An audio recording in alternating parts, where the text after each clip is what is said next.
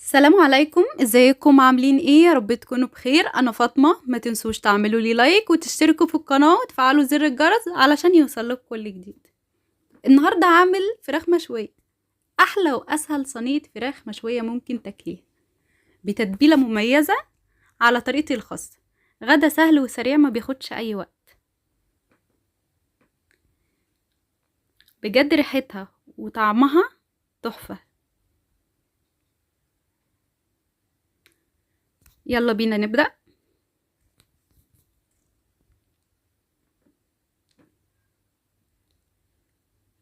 معانا هنا فرخة 2 كيلو، قطعتها على 8 أجزاء. شلت الجلد في بعض منها وغسلتها كويس بالخل والمية وصفيتها. ممكن انتوا تسيبوها بأجزائها، يعني 4 أجزاء، بس أنا حبيت اللي أنا أخليها كده علشان تبقى طرية معايا وتستوي بسرعة. هنحضر هنا التتبيلة. معانا معلقتين سماق، معلقة صغيرة فلفل أسود، معلقة صغيرة بهارات فراخ، معلقة ملح، نص معلقة شطة. الشطة بتديلها طعم جميل جدا. معانا هنا 4 معالق كبار زيت نباتي. ده نوع الدبس الرمان اللي انا بستخدمه بقالي فترة وجميل جدا. هنا 3 معالق كبار دبس رمان.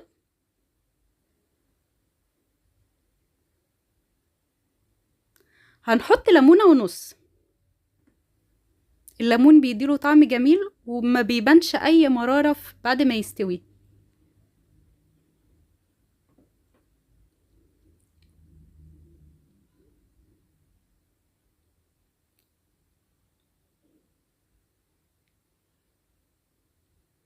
دي معلقة بابريكا،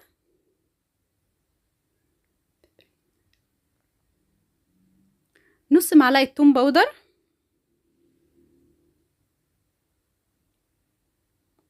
هنقلب بقى المكونات اللي معانا كويس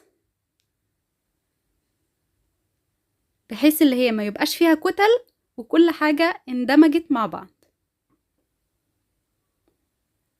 بجد ريحة التتبيلة دي تحفة.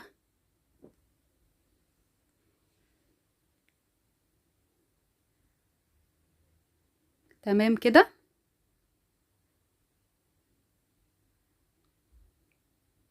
هننزل الفراخ بقى اللي معانا. هنحاول ندعك الفراخ كويس في التتبيلة دي بحيث ان الفراخ تشرب التتبيلة.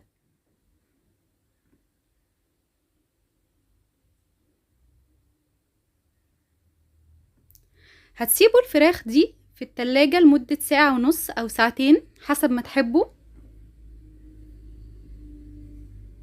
هنقلبها هنا كويس.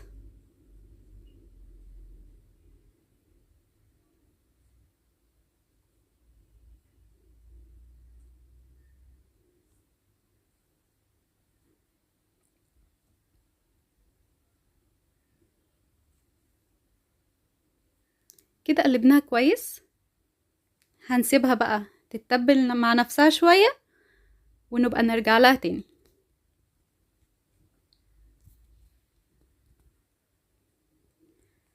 هنجيب هنا 3 بصلات كبار او حسب كمية الفراخ اللي انت هتعمليها. هنقطعهم شرايح رفيعة.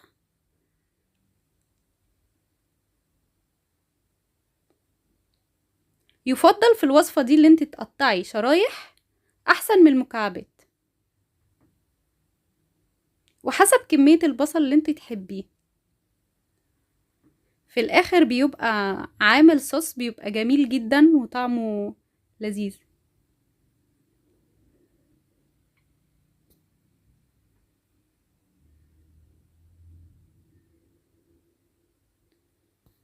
تمام كده.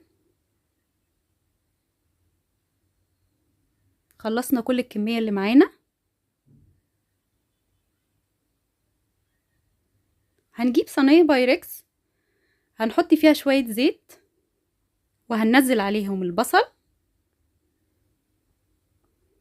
هحط عليهم رشة ملح ورشة فلفل اسود.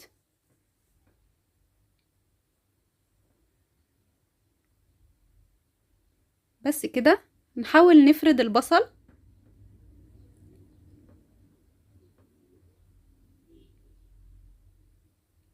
تمام. مش عايزاه يبقى مكتل معانا خالص.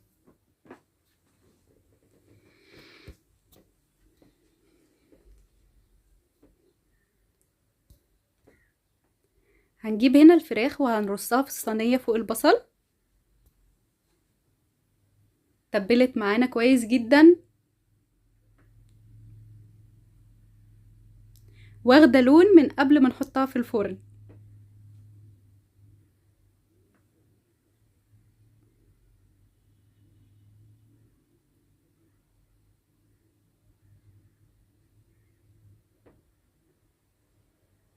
تمام كده.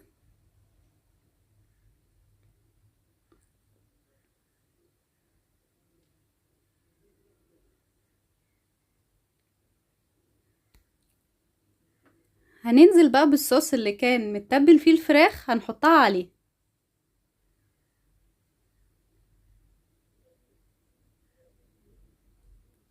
هنجيب كوباية مية هنحطها في جوانب الصينية. كوباية المية دي مهمة جدا، بتساعد على طراوة الفراخ وبتعمل صوص صغير كده بس بيبقى طعمه جميل. هنحطها في فرن مسبق السخونية بتاعته، وهنعلي الشواية اللي هي تاخد وش كده. تمام. طلعت معانا ريحتها فظيعة وطعمها هايل. حاجة سهلة وسريعة، ما خدتش معانا اي وقت.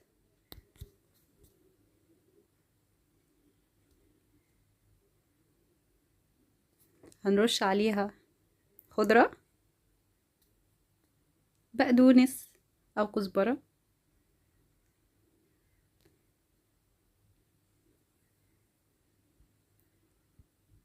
طعمها هايل جدا، يا ريت تجربوها.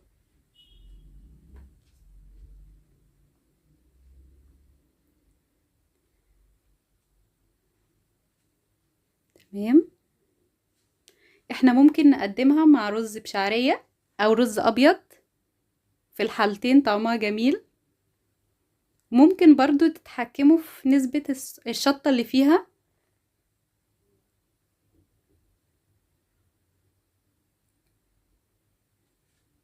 الفراخ لما قطعتها على 8 قطع استوت بسرعة، خدت لها ساعة في الفرن وكانت جميلة جدا.